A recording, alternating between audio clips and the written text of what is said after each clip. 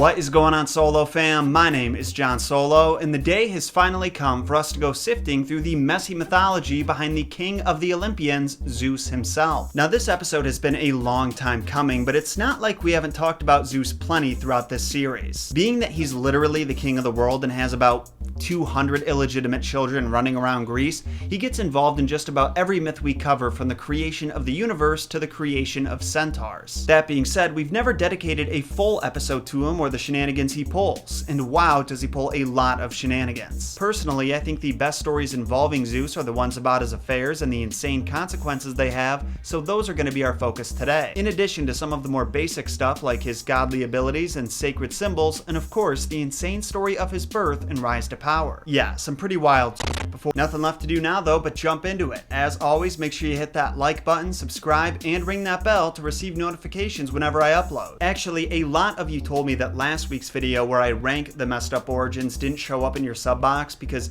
YouTube hates us for some reason. Whether you were one of those people affected or not, it might be a good idea to reset your subscription and give that bell another jangle. Also, check out the tier list video when you get the chance. It's pretty good. Anyway, let's get on with it.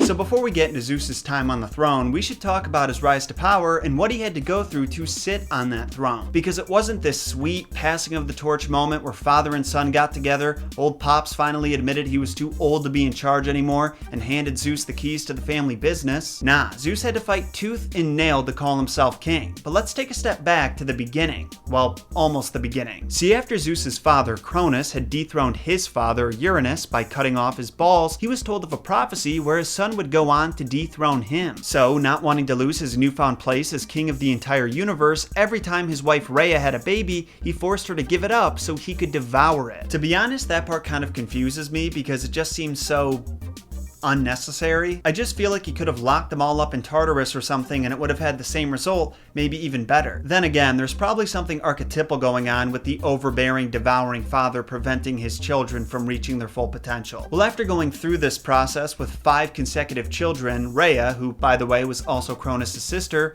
was sick of it, and who can blame her? If he's just gonna eat every kid she has, then why not just use a condom at that point? With the help of her parents, Uranus and Gaia, she came up with a plan to feed Cronus a stone that was wrapped in a baby's blanket. Meanwhile, kid number 6, also known as Zeus, would be raised on the island of Crete by nymphs. There, he drank the milk of Amalthea the goat and was guarded by the Curetes, warriors whose loud battle dance drowned out his annoying baby cry so Cronus couldn't hear them. Sometime later, after Zeus had become a man, he devised a way to save his siblings from the stomach of their father. Depending on the version you read, 2 methods may have been used, both involving an emetic potion. Either A, Zeus disguises himself as a cupbearer and serves the drink to Cronus, or he recruits the Titan Metis to his cause and she sneaks it to him. Either option brings about the same result though. Cronus proceeds to throw up his 5 children in the reverse order he swallowed them. Now that Zeus was reunited with his siblings, Poseidon, Hades, Hera, Demeter, and Hestia, they were ready to fight for their right to party on Mount Olympus. Forever. The 6 of them and many other gods waged war on Cronus and his Titan allies for the next 10 years, but neither side was able to secure a definitive W, so Zeus had to get creative. My man had to unchain 6 powerful monsters that were imprisoned in Tartarus, the deepest part of the underworld. 3 of which were called the Cyclops, a monster I think we're all pretty familiar with, and the other 3 were the 100-handed Hecatoncheires. The crazy thing is that because those ugly bastards were also the sons of Cronus, that makes them Zeus's brothers too. Now that I think about it though, it makes sense why Hades called them his brothers when he freed them in the Disney movie.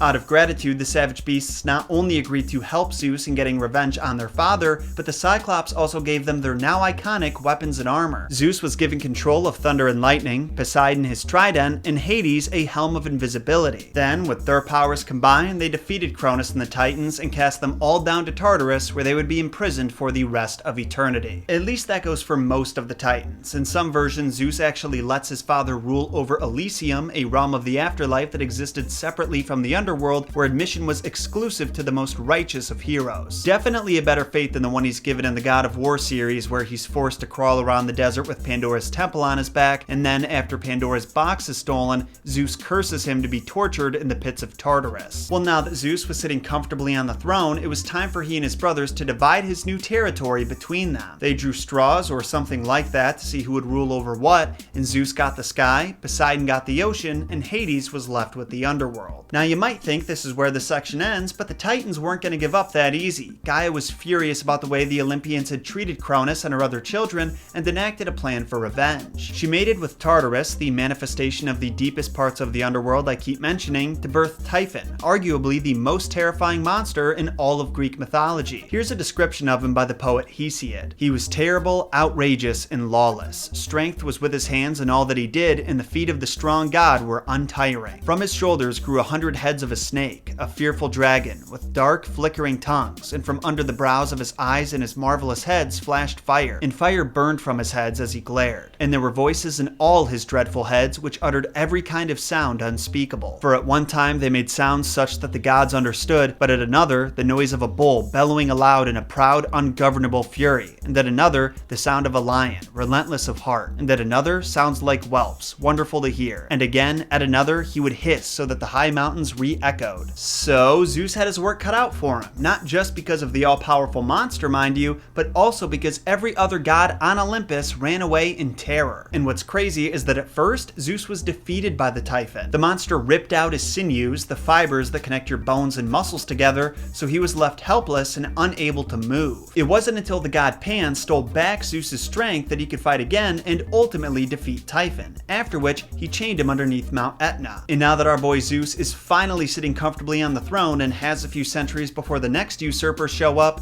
let's talk about his time as king and his portrayal throughout mythology.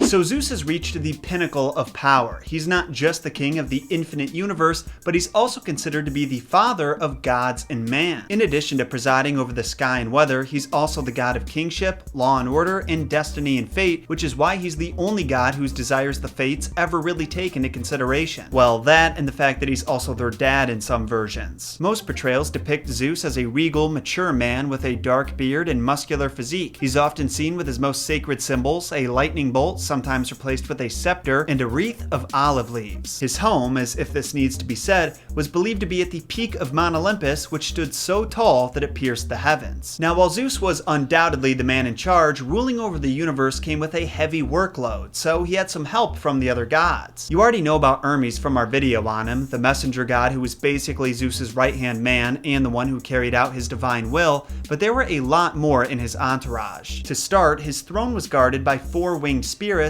2 male and 2 female. There was Kratos, who embodied strength and whose name you'll recognize from God of War, Bia, the personification of force, Nike, the goddess of victory, and Zeus, who embodied rivalry. Kratos and Bia were considered the muscle. They were responsible for things like apprehending and imprisoning the people that Zeus wanted to punish, like Prometheus or King Sisyphus. Meanwhile, Nike drove his chariot and would often accompany Zeus on his outing, so the spirit of victory was always with him. Sadly, we don't actually know if Zeus had a special job, but fun fact, his name is where we get the word zeal from. Zeus also had a messenger named Iris. She would deliver messages verbatim to the other gods. His sister Hestia would tend to the ever-burning hearth fire in the center of his grand hall, which, unless I'm missing something, is a pretty lame job for a goddess to have, and Ganymede and Hebe served cups of ambrosia at the godly feasts. Then there's your boy Pegasus. We all know him as the noble steed of heroes like Hercules and Perseus, but apparently he also carried Zeus's thunderbolts from time to time. Sitting right beside Zeus at all times was his high counselor Themis, the goddess of law and order. She would summon the gods to the courtyard of Zeus. She was joined by their 6 daughters, the Fates and the Seasons. Collectively, all 7 of these goddesses were responsible for the orderly functioning of the cosmos. And last but not least, we have Metis, the first of Zeus's 7 total wives, and the Titaness who helped him sneak his father, the Emetic. Ironically, Zeus actually swallowed her as a preventative measure because there was a prophecy that their son would go on to dethrone him. But what he didn't know was that she was already pregnant with Athena at that point. Now, while Metis was living in his stomach, she took this opportunity to make some weapons and armor for her daughter. Don't ask me where she got the materials from. But the banging sounds of her blacksmithing gave Zeus such a terrible headache that he had one of the other gods hit him in the forehead with an axe, and out from his head wound came Athena, fully armored and ready for battle. What's interesting about this, though, besides all of it, was the fact that Metis, who presided over logic and wisdom, continued to live in his stomach. And because the Greeks believed our stomach had great influence over our thoughts and feelings, which anyone who's been hangry can attest to, Zeus's devouring of Metis is like a metaphor for implanting ultimate wisdom within himself. So how did the Greeks worship this wise, powerful, and violent god, you ask? Well, that is an interesting question, because being that Zeus was king, he was believed to have a dash of influence over everything.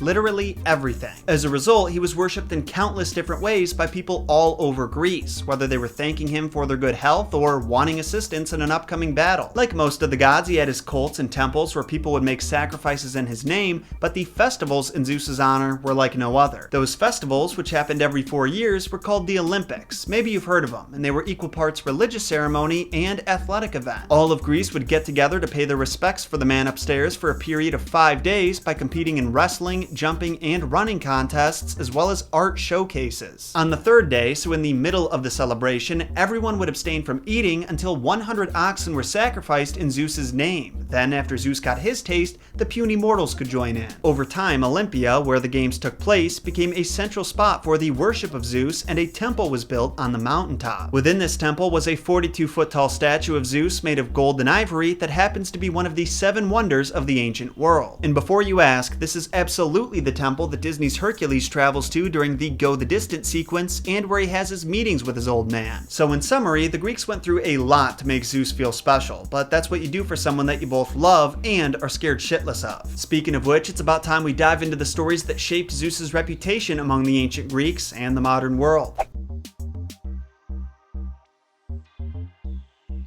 Now, despite being the infinitely powerful master of time, space, and all things that exist within them, Zeus had one weakness: women. He quite literally could not get enough of them. His affairs make up a huge portion of Greek mythology, and the vast majority of characters that exist in that realm are related to him in some way. And as we learned in my video about Cupid, he's not entirely to blame for his lack of self-control. Cupid was known to shoot Zeus with his golden arrows and make him fall madly in love with mortals and goddesses alike, just for fun. That being said, we're not giving him a free pass. To be honest, I would really love to sit here and break down his unbelievably complicated family tree with you all, but I think that's something I would rather dedicate an entire video to, or maybe a live stream so you guys can just watch me descend into insanity in real time as I try to figure it out. However, I did want to discuss some of his relationships. The only problem I ran into is deciding which ones. Because while there's a ton to choose from, I didn't want to fill this section with stories you've already heard before. In the spirit of that, I won't be discussing how he tricked Hera into becoming his wife or seduced Alcmene to birth Hercules. Instead, we're going to focus on some of his lesser known sexcapades that are just as messed up as the rest. For example, Callisto, the nymph and follower of Artemis, the goddess of the hunt. You know, Artemis has been popping up a lot in these past few episodes. Maybe it's a sign that I should talk about her. Anyway, when Zeus first laid eyes on Callisto, he found her gorgeous and just had to have her. However, as a follower of Artemis, she had to abstain from having sex, so on the surface, this was an impossibility. Not one to be deterred though, Zeus disguised himself as Artemis so Callisto would let her guard down, then raped her. And to make it even worse, he got her pregnant. So a few months later, when she was bathing with the nymphs, Artemis saw her baby bump, became infuriated, and exiled her from the group. Callisto eventually gave birth to a son, Arcus, but soon afterward, Hera found out about the whole affair and punished Callisto even further by turning her into a bear. Fast forward 16 years and the poor girl is still a bear, only now she's being hunted by her son. Just before he can deal the killing blow though, Zeus finally steps in and turns Callisto into the constellation known as Ursa Major, or Great Bear. Yeah, all that drama because Zeus couldn't keep it in his pants, and that's just the tip of the iceberg. We can't forget about Leda. She was married to the king of Sparta, Tyndareus, whom Heracles actually placed on the throne. Well, in a situation that was particularly sticky, pun intended, she was impregnated by Zeus and her husband on the same day. How did this happen? Well, she and her husband partook in some afternoon delight, and a few hours later, Zeus appeared at her window disguised as a swan trying to get away from a bird of prey. Leda opened the window and let what she believed to be a distressed bird stay in her room until she fell asleep. That was when Zeus made his move. Still in disguise, he had sex with Leda while she was sleeping, and the fool didn't pull out. This resulted in Leda being pregnant with both Zeus's twins and her husband's twins. You would think this would lead to some confusion about whose baby was whose, but it actually wasn't hard, because Tyndareus' babies developed in her womb, while Zeus's developed in eggs. Yeah, Leda laid eggs, and from one of those came a son, Polydeucus, while from the other came a daughter who would go on to be known as Helen of Troy. That's right, Helen, the girl who had a face that launched 1,000 ships, the girl an entire war was fought for, was born from an egg. Mythology is weird sometimes. But while we're on the subject of Zeus pretending to be an animal, let's talk about his affair with the unwitting Persephone. Now, I actually mentioned this one briefly in my video about Hera, so you may remember some of it, but I found some more details that make the story even more horrifying. Because despite Persephone being abducted by Hades and the myth being referred to as the rape of Persephone, she actually remained a virgin well into their relationship. That is, until Zeus came around. One day, he appeared in the underworld, disguising himself as a snake, and impregnated Persephone while she was sleeping. However, the baby she gave birth to, Zagreus, was torn apart by Titans sent by the jealous Hera. Lucky for Zeus, he was able to salvage the heart and fed it to his lover Semele so the baby could be reborn from her, but once again, Hera got involved to make sure that wouldn't happen. Disguising herself as Semele's nurse, Hera gained the girl's trust enough that she felt comfortable confiding in her that she was having an affair with Zeus. Then in response, Hera pretended not to believe her just to plant seeds of doubt in her mind. Now, with Semele having second thoughts about the identity of her lover, next time she saw Zeus, she made him promise that he would do whatever favor she requested next. Word of advice, if someone you're dating ever asks that of you, get the hell out, even if she's pregnant with your twice incubated spawn. Well, Zeus didn't have me to turn to, so he agreed. Then Semele told him to reveal his true godly form to her. He begged her not to make him, but she insisted, and when he did, she was disintegrated by the true power of his thunder and lightning. Zeus was distraught by the loss of his lover, but the good news is he didn't have to say goodbye to the baby inside her. He took what remained of the baby's fetus and sewed him right into his thigh, where he'd remain for the rest of his gestation until he was born as Dionysus, the god of wine. I've already made this joke before, but after hearing all that, you really can't blame Dionysus for loving to drink. He probably had enough PTSD for 3 gods by the time he was born. But that's what you get when your father's the horniest being that's ever lived. Anyway, on that weird note, I've got to wrap this episode up, so tell me, SoloFam, do you have any thoughts on Zeus? To be honest, this was a really challenging video for me to make because a lot of the information we covered today is scattered throughout the series' 24 episodes, so I was constantly trying to find ways to repeat myself without sounding like I was repeating myself. Hopefully I was successful and you feel like you learned something new about Zeus, whether that be his powers, his entourage, or his affairs. One thing I can say for sure though is this is not the only video about him that we'll do. I think I want to do some focused deep dives on even more of his affairs, as well as his violent rage that mortals were terrified of bringing down upon themselves. But yeah, if you have any thoughts or observations to share, let me know in a comment down below. Also be sure to give that like button a big ol' smooch just like Zeus would, and subscribe to have new content like this delivered to your sub box every week. Links to my Twitter, Facebook, and Instagram are also down below. Normally I encourage you guys to follow me on there to stay updated on Messed Up Origins news or just send suggestions my way. However, due to last week's complications on the second video I posted, I would also encourage you to follow me on there so you have another way of being notified whenever I upload. Then make sure to follow my Goblin Prince Gunther on Instagram. He doesn't do much besides sleep and cry, but we try to post whatever cute moments we can. I'll see you folks again next Friday when I post even more messed up content. Until then though, my name is John Solo, and remember, John shot first.